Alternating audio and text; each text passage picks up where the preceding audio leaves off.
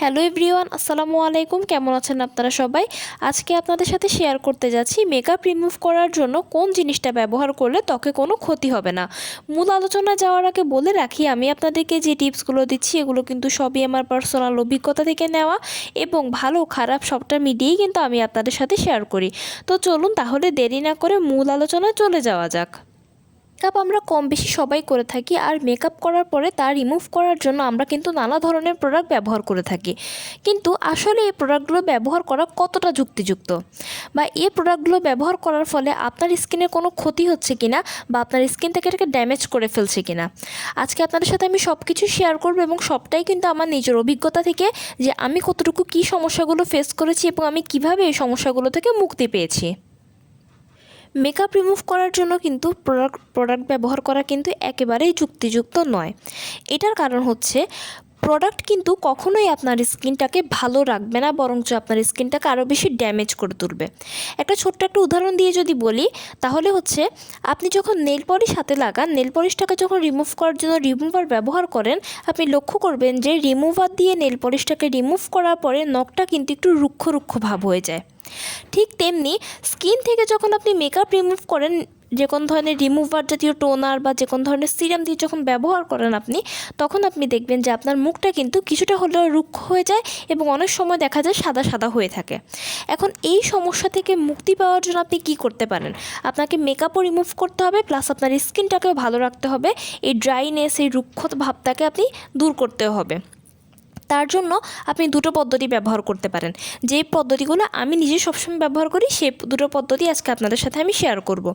প্রথম পদ্ধতি হচ্ছে ভ্যাসলিন, নারকেল তেল বা অলিভ অয়েল।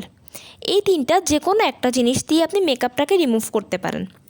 প্রথমেই বলি, তেল জাতীয় যে কোনো জিনিস কিন্তু স্কিনের জন্য খুবই ভালো, কারণ এগুলো কিন্তু আপনার স্কিনকে কখনোই ড্রাই করবে না, কখনোই রুক্ষ করবে না, বরঞ্চ আপনার স্কিনটাকে আরও স্মুথ, আরও ফ্লেক্সিবল করবে।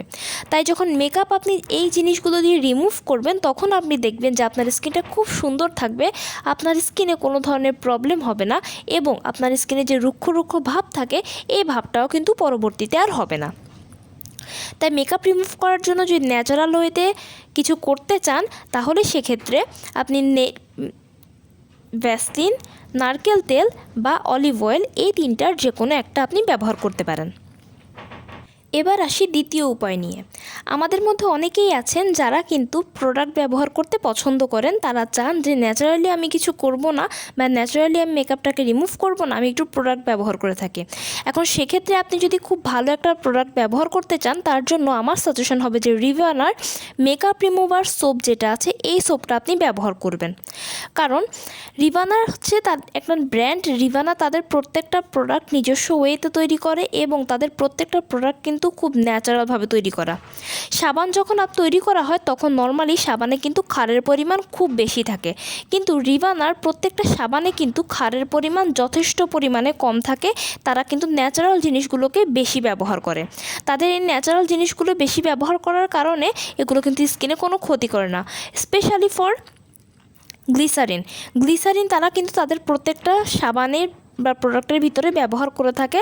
তাই রিভানার এই মেকআপ রিমুভার সোপটা দিয়ে চাইলেও আপনারা আপনাদের মেকআপটাকে খুব সুন্দরভাবে ক্লিন করতে পারেন।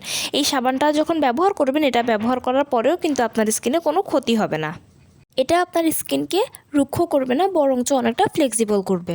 তাই যারা প্রোডাক্ট বা ন্যাচারাল ওয়ে ছাড়া অন্য কোনোভাবে স্কিনটাকে সুন্দর করতে চান, মেকআপটাকে রিমুভ করতে চান, তাহলে তারা এই রিভানার সাবানটিকে কিন্তু ব্যবহার করতে পারেন। তাই আজকে আপনাদেরকে বলে রাখি যে মেকআপ রিমুভ করার জন্য অন্য কোনো জিনিস ব্যবহার করার চাইতে সবথেকে ভালো হচ্ছে এই দুটো উপায় মেকআপটাকে রিমুভ করার। এতে করে দেখবেন যে আপনার স্কিনটা সফট থাকবে, আপনার স্কিনটা ফ্লেক্সিবল থাকবে। কারণ স্কিন সফট এবং ফ্লেক্সিবল বা স্মুথ থাকা, এটা কিন্তু খুবই গুরুত্বপূর্ণ। স্কিনে যখন কোনো প্রবলেম দেখা দেয়, তখন দেখবেন যে সাথে সাথে আপনার স্কিনটা অনেক বেশি ড্রাই হয়ে যায়।